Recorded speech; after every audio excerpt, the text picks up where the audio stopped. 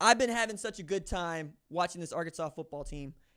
I've been having such a great time rooting for Sam Pittman. I've been having such a great time trying to find out what is going to make Taylen Green absolutely go. I've been working really hard at talking to Arkansas fans about what this season could mean for them. I know from the start that Sam Pittman had changed up the way that they were going through their preseason.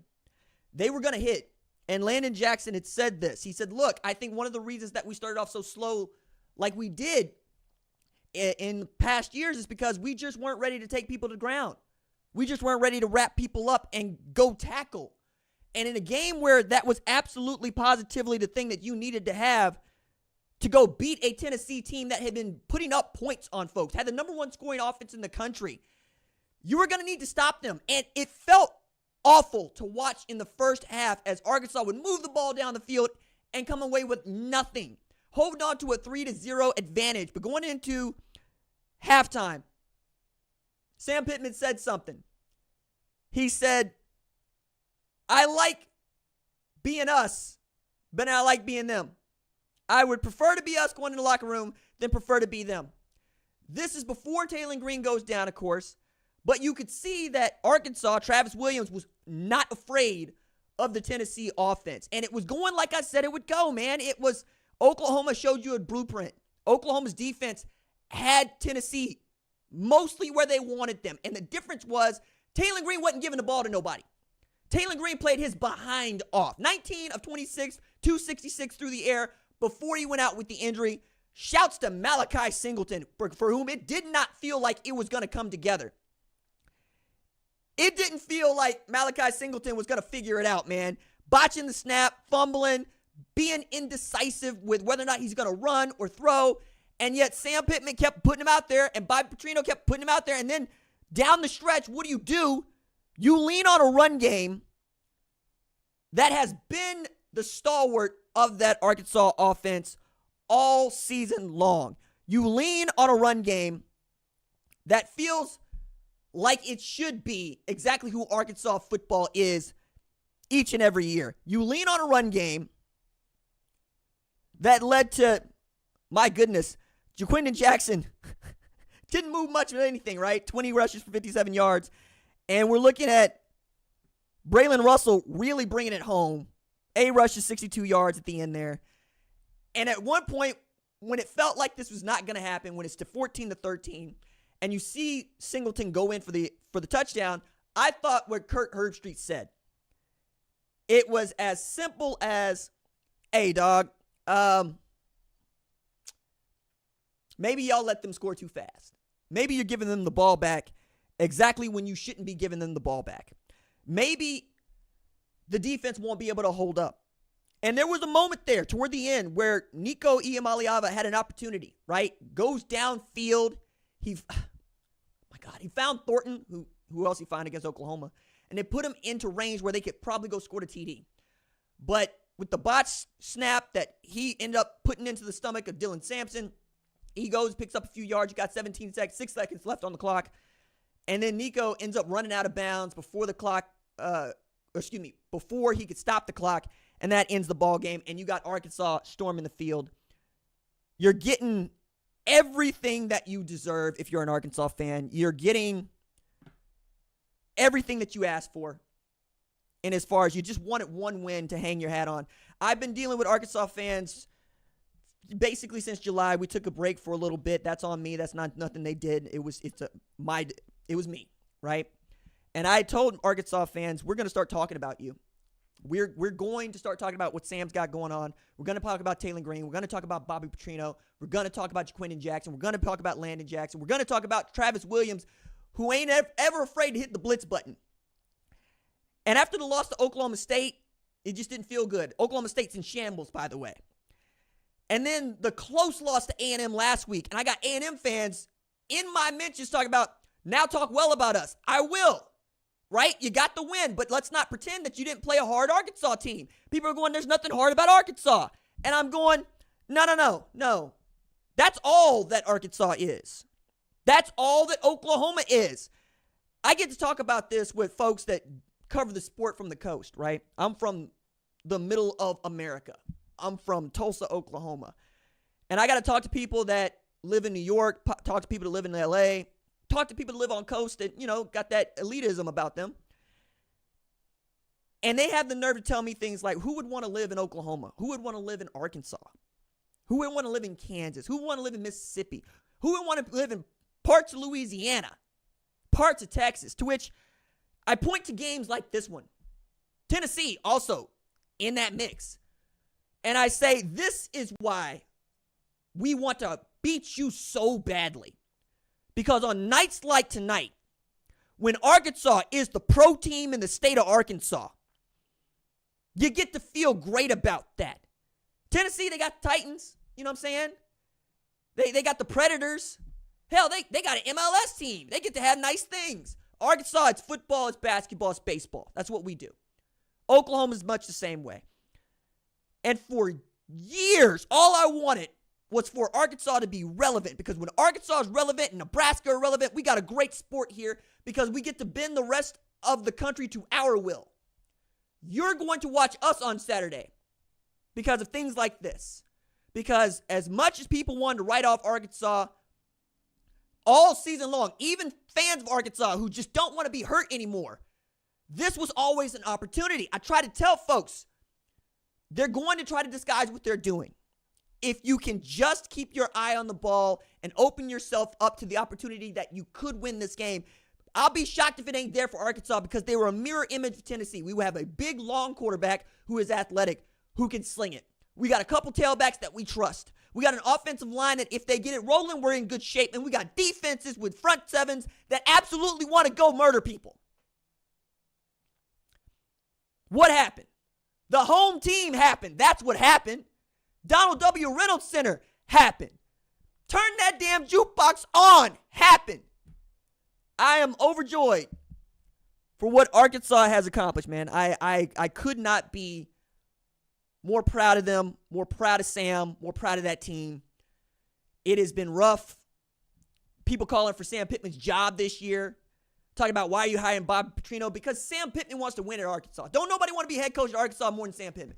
Man's been coaching football for 40 years. He's from Grove. I claim him. He's an Oklahoman. He went to Pitt State. Worked his behind off. Got his first head coach opportunity at Arkansas.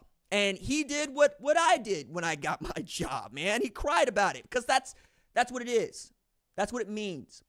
And I can guarantee you, there is nobody that I think this is going to feel more to than Sam Pittman, who takes about it the tack that I take about it. Look here, man. They were talking about, are you worried about your job security, that sort of thing. He's like, no, I get paid a king's ransom to do this. I don't worry about none of that. Like, he didn't negotiate his contract. He told his agent what they offer is what I'm going to take. And that's what he did because he was about the job. You got to get everything else taken care of. That's all we want. If you have the kind of financial stability that being a head football coach allows, you don't have to worry about much else, man. You just get to coach ball. That is what the dream is, to just do your job. To go all out, to not have to worry about the rest of this stuff, man. And he threw himself into this job, and he's thrown himself into this job. And he's watched what A&M has become, and he's watched new teams join this league and get off to a damn good start like Texas, who they got to play. And then you have nights like tonight where college football delivers, and it delivers for you. I'm harping on this because I really want y'all to take this home. What Arkansas is feeling, I want for all of y'all, man. At some point, I want everybody to have this feeling where it doesn't feel like this is within reach. And yet the number 4 team in the country who is undefeated, who's got 2 top 25 victories, comes to your house and you give them the what for and the how now. And you pat them on the behind and you say, good luck to you. And you go about your business. Arkansas, love you. I love you, and we're going to see what happens, right? We're going to see what happens. You got 2 losses. One is to an Oklahoma State team that's kind of indefensible in as far as like college football playoff is concerned, and the other is to an A&M team that kind of played themselves in the college football playoff. So what I would say is keep pounding wood, right? Keep chopping wood, and let's see where you're at in November. But this enjoy the hell out of this, because I am, and I'm not even an Arkansas fan. I'm a fan of you. I'm a fan of you, man. When you go to church, you let everybody know. You let them all know. You call the hogs if you gotta. I'm sure Pastor gonna forgive you this one time. Call him. It's gonna be all right. It's gonna be a good day. I guarantee you that the sermon is gonna be great, because I just know somebody has a pastor out there who went to Arkansas and can't wait to talk about his Razorbacks at church 11 a.m. Sunday morning. All right. Let's talk about the rest of college football. It's a really interesting and cool show tonight, guys. Having such a good time. The sport delivered for us again. The sport found a way from the jump, really, with Missouri getting stomped out by Texas A&M. We did that segment a little bit earlier in the day. Won't spend too much time there. We'll talk about them in the rankings later on in the show. Talked about Vanderbilt, the Commodores, the Doors, the Railroad running through Bama.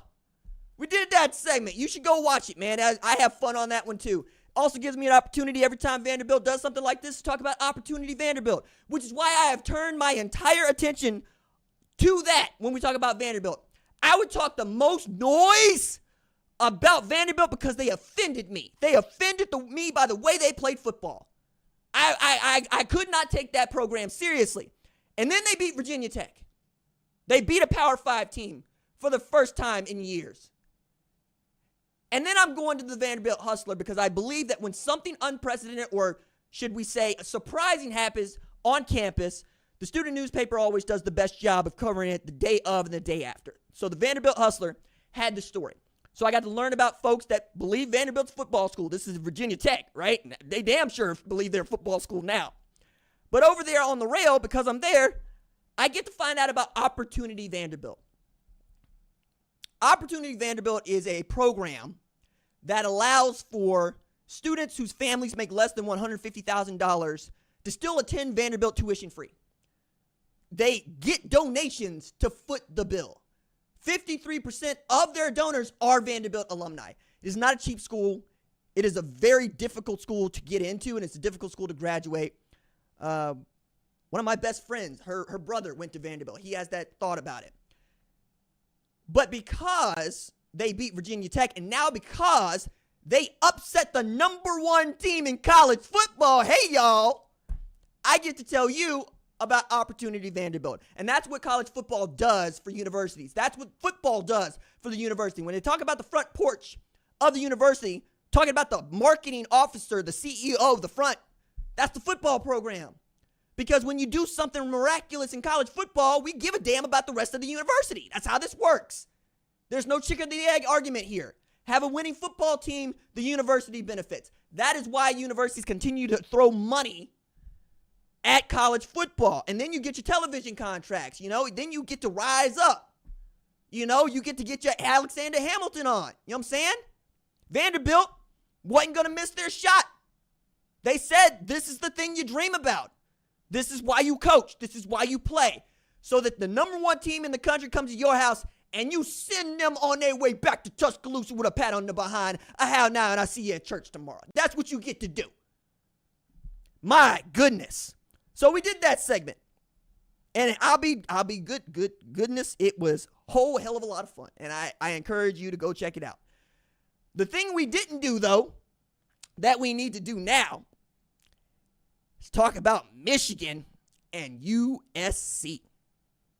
All right, so going into this week, we were all, for the most part, looking toward next week, and we will look toward next week a little bit further on. But we were looking toward next week because this slate of football games did not feel great. I'm thinking that Alabama's going to run roughshod over Vanderbilt. I'm thinking that Missouri is going to sneak by Texas A&M. I'm thinking that Michigan is going to find a way to beat a Washington program without a quarterback. And Washington said, nope. That magic trick stops here, okay? That magic trick stops right here, right now. And when they try to start Alex Orji and didn't go well, finally we get to see Jack Tuttle. But not even Jack Tuttle can save Michigan from the beat them down that they got from Washington. Washington, a program that lost the Apple Cup to Wazoo, who got stomped out by Boise State. Okay? I don't mean to impugn Boise State except to say it ain't a Big Ten team. Okay? Think about it this way. Indiana is a better football team than Michigan right damn now. The defending national champions are looking up at Indiana right now. I would be shocked to see Michigan ranked in the top 25 tomorrow. Tell you what, they're not going to be ranked in the top 25 on RJ's top 25. We'll talk about that, dog. But it was also a second loss for a program that could not afford a second loss. Not right now. Your losses are to Texas, USC, not USC. They beat USC. Texas and Washington, two teams that played in the college football playoff last year, but also two teams that are so remarkably different this year, right? Texas has a great argument to be the number one team in the country. Meanwhile, Washington, not so much. So I'm watching this, and I'm going, you're finally getting something out of Donovan Edwards, but you can't stop somebody all of a sudden. Because outside of Will Johnson, I don't trust nobody in that secondary right now for Michigan. So now that we have seen Michigan take that L a second time, that win that Texas has over them doesn't feel so great either. Okay? It's not shiny anymore. Then you got to take a look at USC. And USC had a 17-10 lead against Minnesota, who was 2-3, right? Not great, but also robbed of a win against Michigan last week. They've shown what they were able to do. Max Brosman and them were putting it together. I think if they get that onside kick called the right way, they go down, they score, and then we're not talking about Michigan at all this week. But as it is, USC was clinging to Michigan being a good football team because Michigan got to say that our only loss is to perhaps the number one, number two team in the country. And SC's like, if Lincoln knows how to manage the clock, maybe we win that football game. Instead, they lost the football game to an offense that had a quarterback that finished 7 of 12 for 32 yards. So you go to play Minnesota, and that game does not go well for you either. So much so that SC's now got lost to Michigan that looks awful, and a loss to Minnesota that don't look that much good either. Then they got Penn State next week, which brings me around to what I think is going to act like a playoff game for Penn State. It was going to act as a playoff game for USC and Penn State. But because Penn State is undefeated, we're going to treat them as if they're going to make the college football playoff for now. However, you take a loss to this SC team, it ain't going to feel great to be Penn State right now because who's your best win? Illinois is your best win at Penn State. We don't expect Illinois to feature in the college football playoff. So it feels like a play-in game for Penn State. Against UCLA today, Penn State allowed its first sack since week 1. UCLA had allowed 35 points in the first quarter of the first 4 games that they played this year. They allowed 0 for Penn State. What I'm saying is it took Penn State entirely too long to get started in their 27-11 win against UCLA. To which Penn State fans would probably tell you, hey, RJ, we didn't have no Nick Singleton. I don't care. I don't care. You had Katron Allen. You had Tyler Warren. You had Harrison Wallace. You had the Penn State defense. Why are you in a dogfight with a UCLA program that is starting to back up because Ethan Garbers couldn't go? That's not a good look. So now you got an SC team that's got 2 losses that's bad. Both of those losses are bad. You lose that game, we're going to have a really difficult time looking at you and calling you one of the 12 best teams in college football, given what we've seen. However, you've been helped tremendously by the SEC. But you know who you also help? Indiana, Nebraska. I can keep going here. Like Ole Miss, Notre Dame. You lose this game to USC. It's going to be really difficult for us to feel Penn State is good. They're going to have to go beat Ohio State. That would be it. And I don't see them beating Ohio State. Hell, I don't see anybody in the Big Ten beating Ohio State now.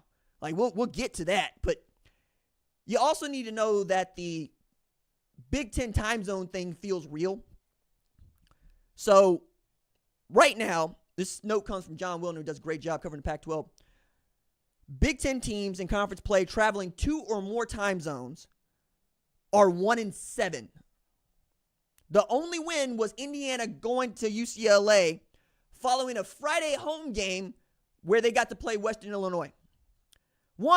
Turns out Indiana's for real. We'll talk about them and why I think Nebraska's going to need to bring their best game. But that's telling, right? In this first year, teams traveling more than 2 time zones seem to not exactly know what they're getting into, and it's not exactly as ship shore as they would like it to be. And that makes sense to me. I totally understand that. That said, it's still a loss. You know, that's the part. It's still a loss. I watched Rutgers travel to Nebraska today. They lose 1, traveling 2 or more time zones in a game that kicked off 97 degrees, which is, I think, the hottest game that they played at Lincoln, in Lincoln, ever at Nebraska this time of year. Just kind of remarkable what's going on there. So I'm looking at USC and Penn State, and while I thought it was going to be Penn State and USC playing, for the opportunity to be that third team perhaps in the Big Ten that gets in the college football playoff, feels like that spot's only available to Penn State. We'll see, because they hope to get Nick Singleton back for that game. But also USC doesn't have Eric Gentry for this one against Minnesota. We'll see if they get him back. I'm just curious about what Lincoln Riley is going to do if they take a third loss before the real halfway mark of the entire season. We're talking about a team that was not good last year and whose defense thought it was going to be good, but it ain't. And now we're also looking at an LSU that desperately needs to win. So that brings me to this part of the discussion where we got to take a hard look at LSU and Ole Miss, because that game is also October 12th, one of those games we're looking at. Ole Miss and LSU seems like a play-in game for both of them, right? You win that game, you get to stay in the opportunity to make the tournament. You lose that game, it feels like you're done. You're Michigan, you're USC. So Ole Miss bounces back from its loss to Kentucky, which is bad. It's not good. It's bad. By throttling South Carolina 27-3. The offense was fine, right? It wasn't the light 'em up scoreboard that we've seen previous weeks, but it was fine. We also got to see a 325-pound man score 2 rushing TDs. J.J. Twiggs showing out here. And Lane Kiffin got his 100th win of his head coaching career. But what stuck to me was finally Pete Golden looks like he knows how to call a defense, because Ole Miss forced 2 turnovers, recorded 6 sacks, 10 tackles for loss in the win. That's bad news for you, LSU. That's bad news.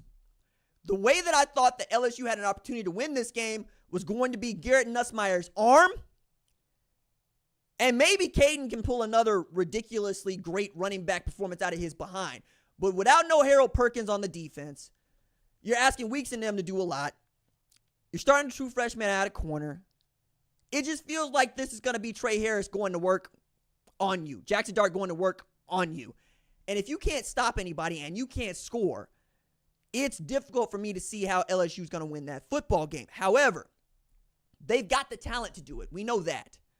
We know that they are talented enough to go get a W against Ole Miss, because Kentucky is talented enough to go get a W against Ole Miss. Kentucky did it without a damn offense. Like that it's a fair fight is what it feels like. However, Ole Miss's loss to Kentucky hurts. LSU's loss to USC looks even worse. Okay? Gonna have to figure that one out, because right now the SEC and the Big Ten are topsy-turvy. That might be the cool part about trying to make the playoff projections happen right now. Who are these teams that are good at the top and at the bottom of the SEC and the Big Ten? Is there more room for a Big 12 team to make that? Would a Colorado be able to get into that with a win against Kansas State next week? All very good questions. It also has me looking around at the rest of the Big Ten, as it denotes the SEC and who could be in a play-in game. I realize that some of y'all aren't on the Nebraska bandwagon, and you're certainly not drinking the Indiana Kool-Aid, but I'm going to already point you toward October 19th when undefeated Indiana plays a 5-1 Nebraska. And I think that is going to be the most pivotal game of the Matt Rule era, and could be the most pivotal game of the Curt Cignetti era, because Indiana's 6-0, best start they've had since 1967. Also, the win against Northwestern today where they scored 41. means that they've scored 40 points, I believe, in 5 of their 6 games. They are put up 500 yards of offense for their 3rd straight game and 4 of their first 6. They reached bowl eligibility already, which means that Cignetti got a $250,000 bonus, automatic 1-year extension to his contract.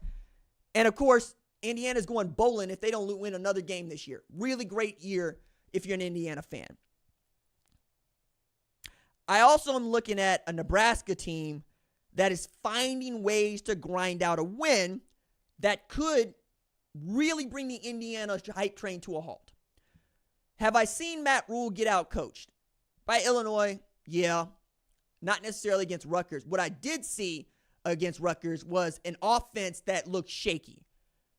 I mean, Dante Dowdle in them is one thing, right? They can run the ball, but Dylan Raiola hasn't continued to progress like I thought he would, or at least like it seemed like he would. I'm curious if the Nebraska defense doesn't show up against Indiana, what happens then? Because the Nebraska defense was elite against Rutgers today. Black Shirts held Ethan Kaliakmanis, who, by the way, had beaten Nebraska twice at Minnesota, to just 15 of 37 for 136. They put him on his back 4 times. And more importantly, Rutgers was held to 264 total yards, and only 7-8 of those went to Kyle Monaghan on 19 carries. One of the better tailbacks, one of the top 5 tailbacks in all of college football, couldn't do much against that Nebraska Tony White defense. Also, let's add to this that Nebraska picked Kaliakmanis off twice in this game. I'm already looking well forward to what that's going to be and what that means for the future of both Nebraska and Indiana, because now with Michigan being out of this thing with 2 losses, feels like USC out of this thing with 2 losses. We have room now for a 3rd team to join Ohio State and Oregon for what we think is going to be that last real spot for a Big Ten team to get in there in the 12-team playoff, and this could be that game. Based on what we have seen from Nebraska, with their only loss coming to an Illinois team whose only loss is to Penn State, we're in a good spot here, right? Indiana, once again, I'm thinking they got a lot they got to show a lot of people, because they still wear Indiana colors, even if it's Curt Cignetti that is the head coach who's done nothing but win. I think it's important to say now that Curt Cignetti has never had a losing season as a head coach. He's been coaching since 2010. For those of y'all that don't know, he also came up on Nick Saban's original Alabama staff as wide receivers coach and recruiting coordinator. So Mark Ingram, his. Julio Jones, his. And then he goes to Elon. He works his way back to James Madison last year, had them ready to go in a hurry. They were damn near undefeated and yet not eligible to play a bowl because they're a year ahead of schedule. Goes to Indiana and immediately gets them off to winning with Curtis Rourke just dealing. Curtis Rourke is the best quarterback nobody's talking about. Indiana fans know this. I know you know this. And I know that they just played Northwestern today. And they ain't played much of nobody else. But being 6-0 is still being 6-0. And Indiana claims the first bowl eligible spot in college football this year by virtue of when they decided to start playing the schedule. And, what's a bye week to them? I'm excited for what is going to happen for Indiana and, more importantly, for Nebraska. Because I think if Nebraska can get to bowl eligibility before they got to go play Ohio State, it doesn't matter what happens after that. They lose that game, they can still win 8 games, right? Which would be a phenomenal year for Nebraska. But it's also this much closer to perhaps a 9 or 10 win season. A 9 or 10 win season, I think, gets you in the playoff. Probably get you in that 11 or 10 spot, no higher, but it gets you in, right? Especially if Penn State takes a loss to USC. It's not out of reach for you. So I would say take the bye week, figure yourself out, figure out who you got to get healthy, and come up with a damn good game plan to stop Indiana from putting up 40. You do that, you're going to go a long way, okay? I think now is a really good time to start talking about what's next for Tennessee, too. Because Tennessee's got Florida. And Florida just got a really important win against Central Florida. Florida also beat the brakes off of Mississippi State after getting beat by an A&M team that we all think is really good, right? Miami, we think is really good. What happens if Tennessee loses to Florida? Well, they're back to being Tennessee. Not so much that bad, right? For Florida, though, it means that you're probably stuck with the Billy Napier experience for at least the rest of the year. And I'm not sure that's what you want. I think Tennessee is still very much in the playoff conversation. But that game they were going to have against Alabama ain't as shiny as it was because Vanderbilt took that from you. Vanderbilt took the opportunity from you to beat an undefeated Alabama, just as Alabama took the opportunity for Texas to beat an undefeated Georgia. So Tennessee needs to beat Florida by 1,000,000 for us to believe that Tennessee is still Tennessee. Because once it felt like Tennessee started playing real football teams being Oklahoma and Arkansas, the offense is having a hard time moving the ball. And one of the things that I kept hearing from Tennessee fans over and over again is, hey, RJ, Josh took his foot off the pedal against Oklahoma. No, that don't pass for me. He didn't want to run it up. Yeah, he did. He just didn't want to lose. Same thing against Arkansas. He took his foot off the gas pedal because he didn't want to lose this game. He knew Nico Iamaleava was still a young quarterback, and he's trying to protect him, and the defense is playing well. And when your defense is playing well, let them win you a game. Difference, though, for Tennessee tonight against Arkansas is it doesn't matter that your defensive line is getting pressure if your wide receivers can't cover. Okay? When they needed to have it, Armstrong was coming up with it. Like it was there for them. I thought Tennessee got to see once and for all what it is like for them to play a good football team who just doesn't turn the ball over. Oklahoma had 3 turnovers on first down by Jackson Arnold. Michael Hawkins comes into the game. It's a different ball game. Imagine starting the game with a guy that doesn't turn the ball over. You get what you had with Taylon Green. So now Tennessee got to figure that part out. They got to figure out why it is they're having a hard time moving the football against talented defensive fronts. Not necessarily talented at the cornerback position, although Connie Walker's on another level. But talented all the same. They got to figure that out because if they can't move the ball against Florida, we're all going to start ringing the alarm bell because we don't think that Florida is good. We're still not sure that they're terrible. We're very sure they're not great, but we don't know what they are. And they're coming to Neyland. So we'll see, right? They're coming to the general spot. You come to the general spot, you better come correct. I'm sure that Tennessee fans can't wait to get to that because Tennessee fans got a special hate in their heart for Florida. Special hate in their heart for Tim Tebow. I'm curious to find out what their get back looks like because this was a team that wasn't challenged until tonight.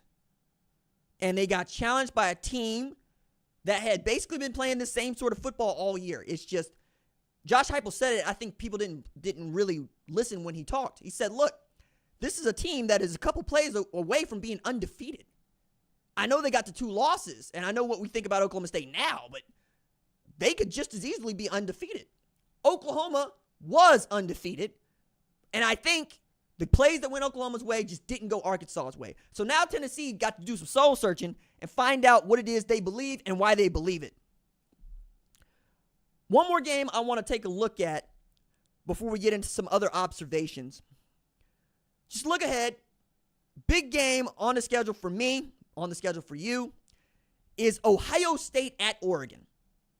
I mentioned tonight Ohio State thumped Iowa.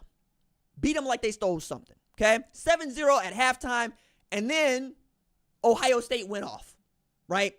Just decided, no, we've had enough. We're going to go start scoring the ball now. You got Jeremiah Smith, you got Emeka Egbuka, you got 5 TDs for Will Howard in a game where he didn't, once again, look great, and that's the scary thing about Ohio State right now. They look so not sharp, and yet they are shredding teams. They are shredding teams, being rough. But there are things that I think you can glean from what Ohio State has done so far this year that makes them different than years past, okay? The first one I think you got to point to is the play calling is just that much better. It's not shade to Ryan Day. It is to say, I'm sure Ryan Day would be calling this sort of a play or these sorts of plays if he wasn't head coach, like he did when Urban was a head coach, okay? So he went to go get a guy that he knows the offense like he knows it and wants to operate, and Chip Kelly. Chip Kelly also coming from not having to be head coach, just calling plays. So you split those duties up between 2 dudes that know nothing but winning for the most part. Ryan Day is the head coach. Chip Kelly is the offensive coordinator, and it is moving. What is so telling is up until this week, you hadn't really seen anything out of Ohio State's playbook. Like they had 40% installed. That's what they were moving off of, which means that you're just running base because you're so talented that you ain't got to do much else. You can save your good stuff for when you absolutely positively need it. So the offensive line play is also good. Seth McLaughlin, who I nicknamed Snaps, ain't really had that problem this year, has given them a legitimate leader in their blocking scheme and pass pro. They look like they know what they are absolutely doing on the offensive line, and that was the thing that was really getting underneath Ohio State's skin. They couldn't protect long enough to throw to anybody other than Marvin Harrison Jr. last year, and they couldn't run the ball. Not really. They had to lean really hard on the defense. So they bolstered the offensive line with Seth McLaughlin. They bolstered the run game with Quinshon Judkins and Will Howard. And then they asked Chip Kelly, what do you want to do? So they play 4 wide receivers for the most part, really narrowing down that rotation. It includes the true freshman phenomenon that is Jeremiah Smith, but the leader in that room is Emeka Ibuka. And then you get to couple that with a complementary defense that is given to stops and takeaways. Jim Knowles' defense the last 2 years has been elite. I think he should be on everybody's list for the Broyles Award if they get this W against Oregon next week. So you know that on both sides of the ball, the coordinators know what they're doing, and the player personnel knows what they're doing. You also look at what they're able to do horizontally. Last year, it felt like what they were doing side to side just wasn't working. Bubble screens and whatnot just weren't working for them. This year, when they go east and west, it feels like it's because they got a step and they're going to get to the edge quicker than the defense and they're going to get upfield. Some of that is a product of schemes. Some of that is just a product of I'm faster than you. And when you're faster than people, it doesn't really matter which direction you are running.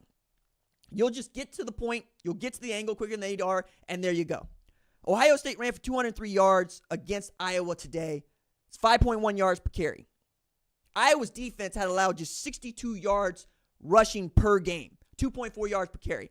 And Ohio State could do anything they wanted on the ground. That is a dominant performance from an Ohio State team that isn't yet reached its final form. That is the Ohio State that is going to be running toward Oregon next Saturday. Really big game, night game. I'm going to enjoy it because Autzen is a really difficult place to play.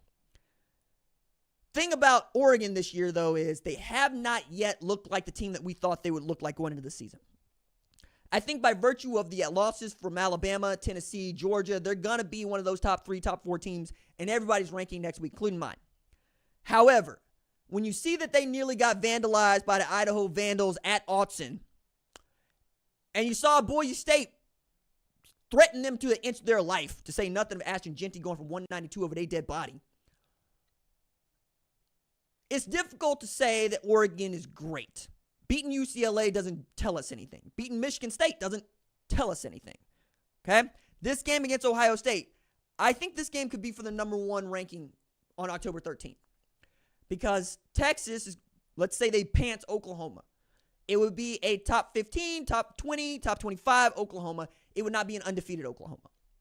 Meanwhile, Ohio State and or Oregon would be able to claim the best win of anybody so far this year. When you think about Alabama losing to Vanderbilt, Alabama's Georgia win doesn't mean much anymore. Georgia doesn't have a really great win, right? Texas' great win is Michigan. Michigan is cheeks now. So we're talking about Ohio State and Oregon, 2 Big Ten teams, could also leave this thing depending on what happens with Oklahoma and Texas. Number 1, number 2, maybe. It's on there, right? But for that to happen, Oregon's going to have to be able to move the ball pretty quickly, pretty seamlessly, and get off to a fast start. Something they were able to do against Michigan State. But I'm not sure how they're going to fare against an elite defense. Last week, or I should say Friday night last week, Dillon Gabriel threw 2 interceptions in the same game for the first time since 2022 against Baylor. That does not bode well for you, Will Stein, offensive coordinator. Jordan James rushing for 166 on 24 carries. Oh, yeah, that's great.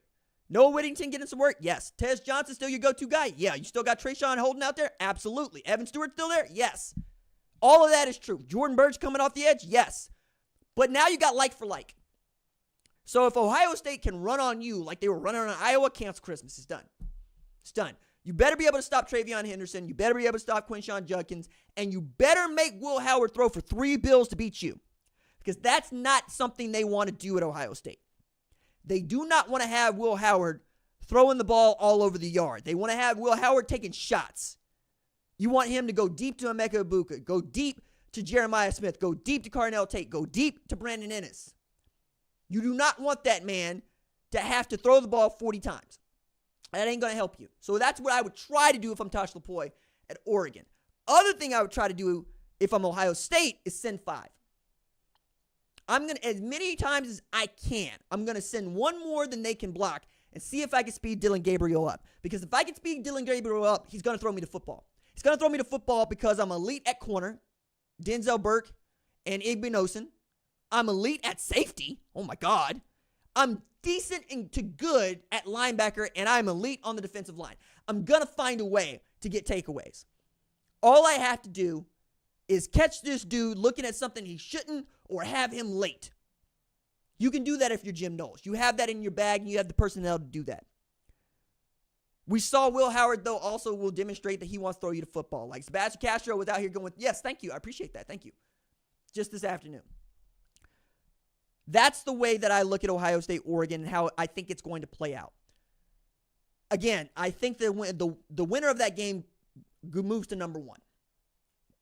I think that's good for the Big Ten. Not sure that it's great for the SEC, and I think it's great for the Big 12. It's great for the ACC, especially if you think that Clemson is going to end up in the ACC championship game with their only loss coming to Georgia. But now, once again, that loss to Georgia doesn't look good anymore because of the loss to Alabama. Alabama's lost to Vanderbilt. Vanderbilt's lost to Missouri. Missouri's lost to A&M. A&M's lost to Notre Dame. Notre Dame's lost to Northern Illinois. Okay? That's how we're doing the math on this one. Who's got the better win? We can make an argument about that, but in college football, one of the things that we have decided is we care more about who your losses are, not who you beat. We don't. We care, if we care that you are undefeated, more Group of 5 programs would get into college football playoff national championship game, but they don't. We care about who you lost to. Do we think it was a fair fight? Do we like how you purported yourself if you're Alabama, Georgia playing the SEC championship game? So much so they will put you back in the college football playoff. That's what we care about. So if you hear me talking about people's losses, it's because that is what the public will allow. You. Not me, you. And not for nothing, don't nobody want to see Cincinnati play Alabama in the college football playoff anymore. We saw it once. We saw how it went. It's fine. I think there's more to say about what the Group of 5 can hope for in a college football playoff setting. We'll get to Boise State here in a little bit. But I did want to touch on Ohio State, Oregon just a little bit before we get to where we're going. Okay? I want to talk about Ashton Jeanty, and I want to talk about Travis Hunter. And I want to talk about the Heisman. So you have probably been inundated with Ashton Jeanty commentary. You have seen the gaudy numbers this man is putting up, right? 1,000 yards rushing the first 5 games. Going into this game against Utah State, he was averaging 239 a game. He was on pace for 2,545 yards, 39 TDs. Against Utah State, he had 13 carries for 186 yards. Okay? Light work for him. They are undefeated. But I got to tell you, even if Boise State goes undefeated, and even if Ashton Jeanty rushes for 2,000 yards, he ain't going to win the Heisman Trophy. Heisman voters will never allow that. He will not win the Heisman Trophy. I give you a list of guys who rushed for 2,000 yards at G5 programs on good football teams, okay? And you can tell me which one won the Heisman Trophy. LaDainian Tomlinson rushed for 2,158 yards in the year 2000 against at Texas Christian. Did he win the Heisman Trophy? You know damn well he didn't win no Heisman Trophy. Another guy who rushed for over 2,000 yards at a Group 5 program that you forgot about, UConn's Donald Brown. Another guy that rushed for 2,000 yards at a Group 5 program that you forgot about, Donnell Pumphrey at San Diego State. And another guy who rushed for 2,000 yards at a Group 5 program you forgot about, Malcolm Perry at Navy. We don't care about anybody rush for 2,000 yards outside of the Power 5, and even then, we don't really care. Jonathan Taylor didn't win no Heisman Trophy rush for 2,000 yards in Wisconsin. Neither did Chuba Purdy at Oklahoma State. You remember Bryce Love at Stanford? He rushed for 2,000 yards. So I hear you on the Ashton Jeanty part. Probably RB1 going into the NFL draft, but I don't do the NFL draft. I do college football. So I'll take y'all word for it. But I'm not trying to tell you that Ashton Jeanty is not great, because he is. I'm telling you he's not going to win the Heisman Trophy. There's a difference. There's a difference. So I don't want to just tell you, get off of this narcotic that is a group of 5 player winning the Heisman Trophy, although the Heisman Memorial Trust has been telling you that for 5 decades. Do you know the last player outside of the current Power 4 to win the Heisman Trophy is Roger Staubach in 1963 at Navy? People going to be like, RJ, Andre Ward won a Heisman Trophy at Houston. Yeah, in the Southwest Conference. Andre Ward also did that without playing on television. You can't do that anymore. Everybody plays on television. You can't do that anymore. Ty Detmer won a Heisman Trophy at BYU. Shouldn't have. Did. BYU's a Big 12 school. Houston's a Big 12 school. You see what I'm saying here? See what I'm saying here? It's not about what you were doing then. It's where you are now. If you are playing in the Big 12, the ACC, the SEC, the Big 10, you can win the Heisman Trophy. If you are not, they will not let you win the damn Heisman Trophy. We could have a 3,000-yard rusher coming out of Boise State. His name could be Ashton Jeanty. He can rush for 60 TDs. They're not going to give him the Heisman Trophy. It's an elitist sport. It's always been an elitist sport. We've always weighted ourselves toward the blue bloods, and we don't ever pay the group of 5 programs any attention until such times we want to say, isn't that nice? Let's put that on a graphic. So I don't want y'all to be out here talking about, man, Army, Navy, they're going to make the college football playoff. They're both 5-0 for the first time since 1945. It's a great note. I'll put it in the column when I do the top 25. Are they going to make the college football playoff? Probably not.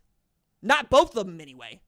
If Army or Navy wins their group of 5 championship and they're the highest ranked team in college football to get that invitation, cool. Congratulations. You are now the team that gets to get beat down by Tennessee at Neyland. Congratulations. You are the team that gets to get beat down by Georgia at Sanford. Congratulations. That's what you're playing for here now. Well, RJ just getting to the playoff is hanging the banner. Yeah, all right. But it ain't going to feel good when you just are basically a glorified paid guarantee game for the college football playoff. We're going to have to fix this 5-12 thing, man. This 5-12 thing's going to get it. I've been telling people the 5-12 thing's going to get on your nerves because you're going to be the number 1 team going, why I got to play the winner at 8-9? Why can't I have the home game against the boo-boo team? And if you're the number 4 team getting the bye, say Iowa State right now, Big 12 title right now, they'd get the number 5 team or the number 12 team. You know damn well it ain't going to be no number 12 team. And even if it was, Iowa State is looking around going, wait a second. How come we didn't get the home game? How come we gotta go play at a neutral site? Well, you get the bye. Forget the bye. Give me the home game. This is college football. Home environments matter here more than they matter in the NFL because we are paying for the privilege. Paying for the privilege to go to school, paying for the privilege to go to the games. We are going to be heard. If you don't believe me, just go take a look at Donald W. Reynolds after they beat Tennessee, number 4 ranked Tennessee tonight. So that's Ashton Jeanty. Other part I want to talk about is the Travis Hunter part of it, man, which is wild. So Travis Hunter, going to play Kansas State, Folsom.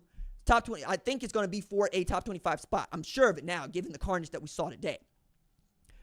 But Travis Hunter versus everybody is becoming my favorite way of putting the Heisman Trophy because I'd give it to him today. He is the first player over the past 3 decades, college football, FBS, to have 10 TD passes and 5 interceptions. What that means is Charles Woodson didn't do that and he won the Heisman Trophy at Michigan. Okay? That's what that means. He's already done that. He's played 620 snaps. There are FBS programs that haven't played 620 snaps through the first 5 weeks of the season across offense and defense.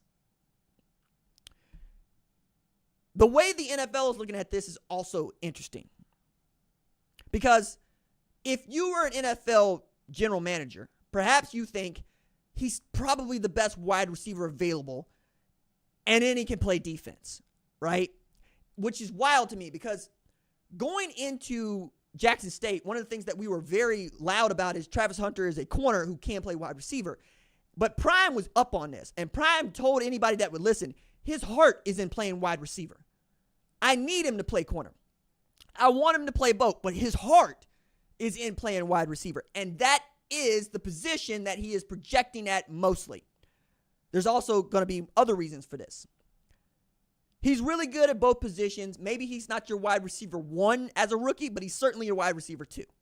He's going to help whomever wants to take him. And he's already said, I would love to play at Denver. I like Colorado. Come draft me, Broncos. Sean Payton called a man. So on top of that, Travis Hunter went into this weekend ranked among the top 10 in receiving yards per game at 112.2.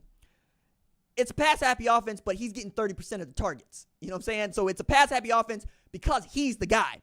Got 57 targets so far this year on him as a corner. You know how many times he's, 57 targets on him as a wide receiver. I got another note here. He's dropped just one pass. I'm calling it Hunter X Heisman. If you don't know Hunter X Hunter, that's your fault. That's not mine. So you're looking at him and you're going, Shador's just playing backyard football with him. Well, that's what good quarterbacks and wide receiver combos do. What you think Travis Kelce and Patrick Mahomes is doing? You know what I'm saying? What you think Dak Prescott, CeeDee Lamb is doing? Okay? What you think Stephon Diggs and Josh Allen was doing? Playing backyard football. If it's up to me, Dallas Cowboys would trade up, go get them both. Get Dak the hell up out of here, and if CD don't like it, fine. I don't care. I want to have fun. We're not going to win no Super Bowl, no way. At least give me a couple dudes that I like watching play football. He's a blue chip playmaker. You know this, right? You know this. You also know that he can take the top off of any defense he wants. And what makes him great as a wide receiver is probably the thing that holds him back as a defensive back. Like when Travis gets beat, it's because he guessed wrong and then he's kind of holding, right? Not every hold gets called, but that's just playing corner. Doesn't change the fact that what he is doing is unprecedented in the sport. Nobody has done what Travis Hunter is doing. Nobody. I don't think anybody will.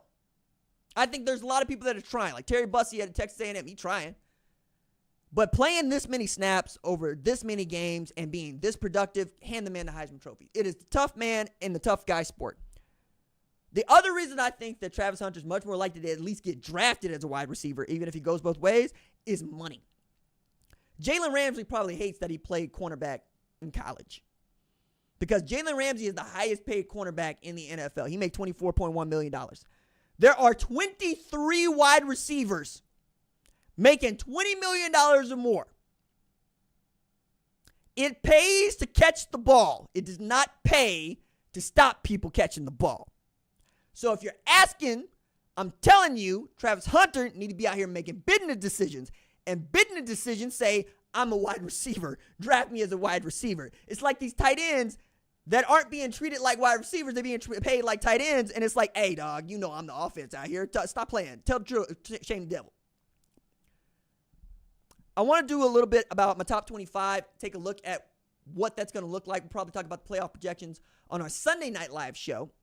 If you like the show, please subscribe to it right now. Stop what you're doing. Pause the live stream if you're watching it right now or on the replay. Hit the subscribe button. Really helps us. We are this close to going over 113,000 subscribers. It'd be very cool to get to that number before we hit the live show tomorrow at 7 p.m. Eastern Standard Time. So at number 1, I got Ohio State because Texas' win against Michigan is not any good anymore, and Ohio State is undefeated too. Ohio State beat a good Iowa team just now, and Ohio State might only have this for the week, right?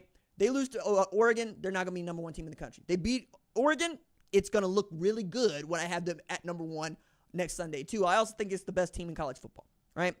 Number 2, Texas. It's easy, but moving Texas to number 1 off of Idle also feels real craven, but I'm sure that somebody in the AP is going to do it. Oregon at number 3, basically because of what has happened in front of them.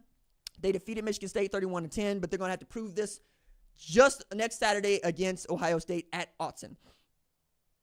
Georgia moves back up to 4, but I could just as easily put Penn State there, and I probably will, right? Penn State at 4 makes more sense to me. Miami at 4 makes more sense to me.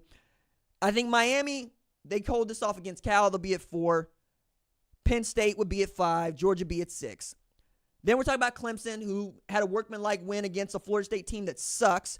Iowa State beat the brakes off of Baylor. Then I got BYU, who's idle, but is also undefeated. Tennessee drops to 10, just ahead of Oklahoma, who they beat. Oklahoma's idle. They get Texas. They lose Texas, probably not going to be in the top 25. LSU is idle this week, but their loss to USC looks even worse with USC losing to Minnesota. Ole Miss behind them at the 13th spot right now. They beat South Carolina. What was impressive about that is it finally feels like Mississippi got a defense. They had two turnovers, 6 sacks, 10 tackles for loss against South Carolina. And Ole Miss is coming off of a bad loss to Kentucky. Bama, worst loss for any team in the top 25. They dropped to 14, 40-35 loss. Kane Womack, not going to enjoy being the main character this week. Whole lot of people going to be going, let me call the defense. This dude sucks. After creating turnovers against a team that doesn't turn over the ball in Georgia, he is now absolutely the scarecrow people going to be throwing rotten tomatoes at. Number 15, I got Notre Dame. Idle this week, but also lost to Northern Illinois. Texas A&M, behind them, who beat Missouri today. Top 10 team they beat, Paper Tigers, that they pasted, and that they posted, and that they hung on the wall like a poster and a pelt. But you know what? Texas A&M lost to Notre Dame. Notre Dame lost to Northern Illinois. Okay? Missouri, I got them behind Texas A&M, who they lost to, who lost to Notre Dame, who lost to Directional Illinois. Boise State, still undefeated. Still that one-loss team, right? So being undefeated in the Ashton Genty thing doesn't even factor in because of the loss to Oregon. If they beat Oregon, man, it wouldn't matter. He's still not going to win the Heisman Trophy. 62 points to put up on Utah State. Kansas State, idle this week. I got them at 19 for now. Colorado's a good football team, we think, but then the way that Florida beat Central Florida today, not so sure anymore. We'll see. Get to play that one out. Illinois at 20, Utah at 21. Indiana at 22, I can make an argument to move them up further, and I probably will. Like, I'm looking at Indiana now. They ain't played nobody. So probably 18 is as far as I can go.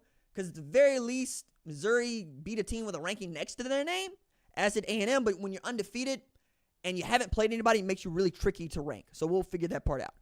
Pitt, undefeated. They beat UNC today. Great for them. But UNC also got 70 dropped on his skull by James Madison. They ain't nobody. They're not any good. SMU beats a Louisville team that was ranked just a couple of weeks and no longer is. Their only loss is to an undefeated BYU, right? Do I think Indiana's a better team than BYU? Yeah, I do.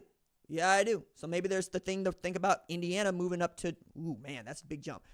Moving them up to 11, 12, oof. We'll find out here on foxsports.com pretty shortly, man. Then we got Navy at 25. They're undefeated. You know, like I said, it's a good story. It's going to be a good note. Great for them. If they make the playoff, they're only going to get beat down because that's how these things go. Nebraska, right there on the cusp with the win against an undefeated Rutgers team. Really great win for them, 14-7. Then they get Indiana where they get to absolutely prove it. You beat Indiana, you're getting in the top 25. Hell, you might get in the top 25 off of idle next week because carnage could happen. And then we start taking a look at our 12-team playoff projections, right? So now it's Ohio State at 1. It's Texas at 2. Miami holds on. They're at 3. Iowa State still at 4. And then we get to be funky with it, right? Who is the second best team in the SEC? It's a good question. Right?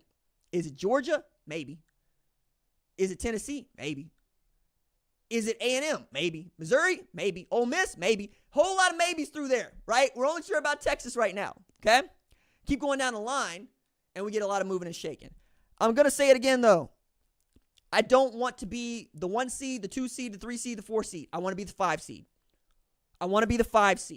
If I could trade if I'm ranked number 1, but I get the option to be number 5 because I get the home game and I get the 12 seed, and then I get the number 4 team and all that, then I finally get to play the number 1 team, but after they played a game so that bye week doesn't matter anymore, that's what I want. Want to be the number 5 team. Want to be the number 5 team in the worst way. All right. That is going to do it for tonight's live episode of the number 1 college football show. College football absolutely, positively did its thing today. If you like the show, we got segments every day. We do live shows on Saturday nights at 11 p.m. Eastern Standard Time, usually after the big game ends. Then we go live Sundays, 7 p.m. Eastern Standard Time, just before the NFL kicks off. And then Tuesdays, get you ready for the week at 7 p.m. Eastern Standard Time. I appreciate y'all. Love doing this. Love talking to y'all. I'll see y'all on the flip side. Doses.